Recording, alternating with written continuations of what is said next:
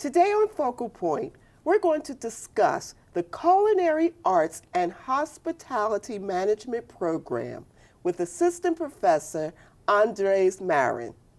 We will also learn about the KEYS program here at CCP, and we're going to find out what CCP students think about healthy versus unhealthy food. Stay with us.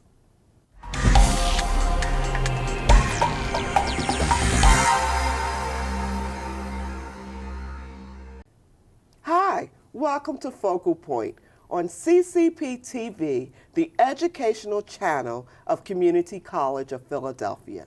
I'm Darlene Muntz, a student in the Theater Arts curriculum. I am here with Chef Andres Marin, better known as Chef Andy. He is an assistant professor and curriculum coordinator of the Culinary Arts and Hospitality Management Program here at CCP. Welcome, Professor Marin. Thank you for having me. Appreciate it. Professor Marin, can you tell us what the Culinary Arts and Hospitality Management Program is about? Sure. It's a 2-year degree program here at the Community College of Philadelphia, and it helps students, new students come in and generalize the understanding of either hospitality management or culinary arts. So students are able to choose their specific field, and is very, very well taken here because, as you know, Philadelphia right now is considered one of the uprising cities with food in the industry. So the students come here for a 2-year degree, an associate's degree in culinary arts or hospitality management, and they do get some practical hands-on experience here. Okay. What are the goals and emphasis of the program? The primary goals here for the program would be teaching the students the fundamentals of culinary arts and hospitality management. Basically, knife skills, sauce preparation, fabrication of protein, and how to put a dish together from the beginning of the process to the end of the process. On the hospitality side, meeting a customer, bringing the check to the customer, explaining the dish, the menu for the customer. Also, we also touch on marketing and the different management positions can be offered at the hospitality level. Why choose a career in the hospitality and food service industry? I believe that it is one of the most intense careers to choose. I am a graduate from this program, so I came through this program and understand what the program means. It teaches you some kind of stability in life. It gives you structure, because in this great field, you need to have those key things in order to be very, very successful, I believe, in the restaurant field and in life in general. So we try to instill that into our students, that you need to have structure in your life. You need to have some kind of idea of how to approach customers, and that should translate into your everyday life. Why choose the Culinary Arts and Hospitality Management Program here at CCP? Well, for one big reason is we have a brand new building that has just recently opened now. I believe it's now 4 years. So it's state of the art. The equipment that we have here in the kitchen are all restaurant industry equipment. So this, the equipment that the students work with, whether it be in the hospitality side or the kitchen side, it's all equipment that will be seen in the restaurants that they're working at. The other major reason is it's very, very cost efficient to come here at the college. What are the students equipped with after they complete the program? So the students, when they complete the program here, would definitely have a understanding of basic essential needs and understanding of terms that are used in the industry, whether it be hospitality or the culinary arts. So we expect our students to be able to at least get a entry-level position, meaning either as a prep cook, front desk attendant at a hotel, waiter at a restaurant, maybe even a supervisor, entry-level supervisor at any kind of food service facility. Good. Lastly, What are the steps to enroll in the Culinary Arts and Hospitality Management program here at CCP? Well, step one will definitely be fill out an application form. Okay. Once you fill out the application form, then someone will be in contact with you and talk to you and speak to you about the program, different classes. And then once that happens and you are able to receive your J number, then usually the next step would be get in contact with me. My email address is amarin@ccp.edu, and at that time we could schedule a one-on-one interview for you to see our facility, talk about the programs, what classes should be your first classes, and we do have a lot of transfer students coming from other institutions to ours, so we can sit down and talk about that. Well, that's all the time we have for today, but I want to thank you, Professor Marin, for being here, and thank you for your overview of the program. Thank you very much. You're welcome. Now we're going to learn about the KEYS program here at CCP. Take a look.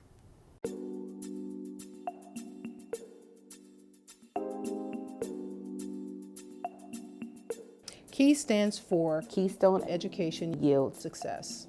We are a contracted program for the state of Pennsylvania under the Department of Human Services. We are a supportive services on campus that actually assist students, mostly single mothers, but we have some single fathers, some students who don't have children as they are pursuing their academic careers.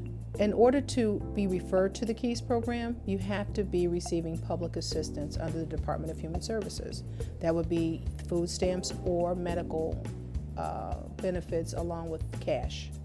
So there's really not a lot of criteria other than that you're receiving benefits and you could be referred to our program.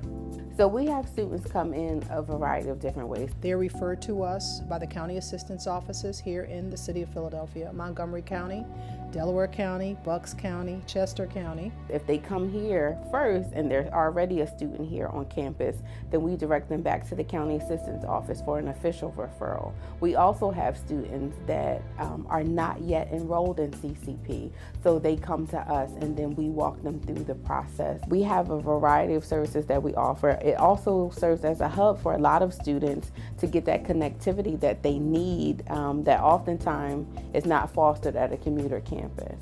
We help provide supportive services such as transportation, childcare. We assist with book vouchers. We help folks who are maybe have been evicted or are homeless. We help with food. We actually do the case management for our students, which is a little different from other programs. I do time management plans with them. We do food planning, food prep, how to make their money stretch. I do budgeting with them, as well as talking to them about their next steps for the next semester. So it really is planning their entire life. We also work with them to assist them in job placement, career counseling. For the KEYS program, I'm the only job developer here. So students can come and see me during office hours, or they can actually meet with me in workshops daily on campus. I also assist students with their job search, providing employment opportunities for them. So we meet with them to talk to them about their career track, so that make sure they're taking the classes that align with what it is that they want to ultimately do. For me, it's really trying to meet the student where they're at and match up the type of employment that will help them once they leave CCP and obtain their associate's degree. They'll have experience on that career path for what they ultimately would like to do. I manage the case managers, which are our student facilitators, our job developer, our data specialist. We have over 200 community service sites that we place our students into in order for them to obtain their hours that they need to be compliant to the state. You can contact us via 215-751-8025. That is our main number. You can also email me, Kimberly Daniel, at kdaniel@ccp.edu. I'll be more than glad to answer any questions, tell you how you can be referred, and discuss further if you meet the criteria in regards to receiving benefits, and even just provide any resources that you might need. There's a great need for students on campus to help them overcome some of those life barriers that prevent them from being successful on campus, at any campus. And so I'm really glad to have been a part of that. I've been here for 5 years and have seen at least, I know for me, at least close to 1,500 students. As the job developer for the KEYS program, I'm here to assist all of the students in the KEYS program. If you need help with your resume, if you need help mock interviewing, if you need employment opportunities, if you're looking for community service opportunities, please come and see me. That's what I'm here for, and I'm looking forward to assisting you the best way that I can. The KEYS program has been on CCP's campus for 10 years. We've serviced over 5,000 students through this program, and we have a lot of successes, and that's really, I'm passionate about self-sufficiency and getting folks from, one position to another, and they're really able to get out there and do on their own and, continue to pursue their degree and be successful in the world. So that's something that we're very proud of. Now, wasn't that interesting? On a different note, let's hear what CCP students think about healthy versus unhealthy food. My favorite food is my grandmother's gnocchis. Probably hoagies. Cereal. My favorite food is really sushi. We have to be like a meal, so it'd be like baked macaroni and like cabbage, and I like collard greens and stuff like that. And I like barbecue. I'm pretty certain is French fries.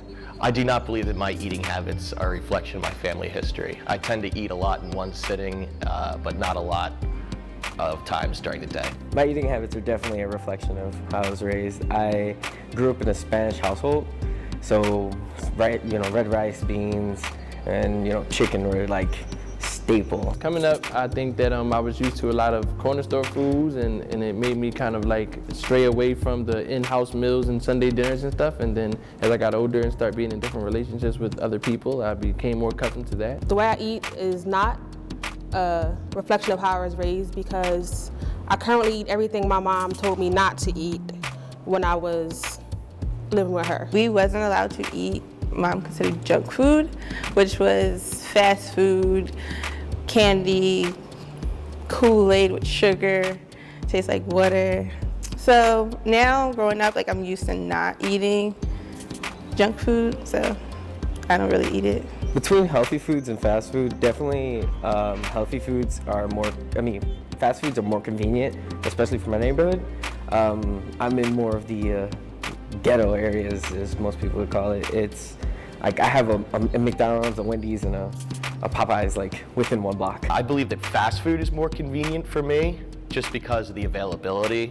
It's all over the place, so you can find fast food at any corner, any street corner at all. Healthy food, you kind of have to search around a little bit more, and obviously there's no dollar menu for healthy food. Fast food, because you don't have to cook it, it's cheap, and you can get it in under 5 minutes. Fast food is more convenient because I don't have to wash dishes afterwards. I think the plans that should be implemented by the city is the fact that it's a mandatory that you have to eat healthy foods, and if you don't, then you'll be subjected to being fined. Because if you have to recycle, you might as well eat this stuff too. Trying to get the information out there that healthy eating is important, and even though it's cheaper to eat fast foods now, it might change if people are eating more healthy foods because it's a more mainstream thing at that point. We need more fresh, farmers markets, fresh produce, more access to fresh produce instead of just, the poppy stores. I try to eat healthy foods at least 2 times a week.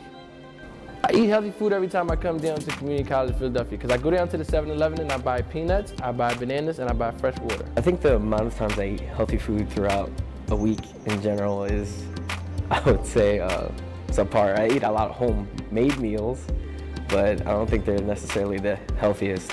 I mean, we got access to healthy foods and stuff like that, but we're not necessarily going to get it unless we're forced to get it, because nobody wants to eat that stuff.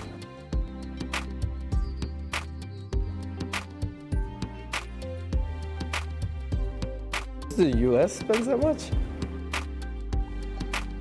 Well, that's a lot of money. You know what the problem is? We as Americans are so caught up in what the reality isn't that we try to make it something that it is. And that's why we're facing a lot of problems, because we're spending all this money on food and people out here hungry, and we can't even subject ourselves to step outside of the box and think as if we were them and try to just be considerate and let them eat. They don't even talk about closing down fast food restaurants. They're talking about building them up like they're doing more jails. So, in my own opinion, I think that we're doing terrible right now with our decision making. Very informative. Well, that's it for today. I want to thank my guest, Chef Andy, for joining us, and thank you for tuning in. You have been watching Focal Point, the Community College of Philadelphia magazine show on CCP TV, the Emmy-nominated educational channel of Community College of Philadelphia. All segments for Focal Point are produced by the students in the digital video production curriculum. I'm Darlene Muntz, a student in the theater arts curriculum here at CCP. See you next time.